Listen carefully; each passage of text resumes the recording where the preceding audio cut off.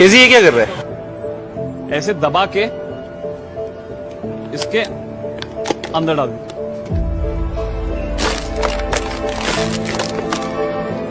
अब ये बॉटल बर्बाद हो गई। ये ढक्कन जो है ये निकलेगा नहीं अब, ठीक है। ऐसा करने से आप खुद को और बाकियों को भी गंदा पानी पीने से बचा सकते हैं। अब ये बाहर नहीं आ सकता, अब ये ज़ाया हो चुकी है, अब इसे कोई भी नहीं निकाल सकता।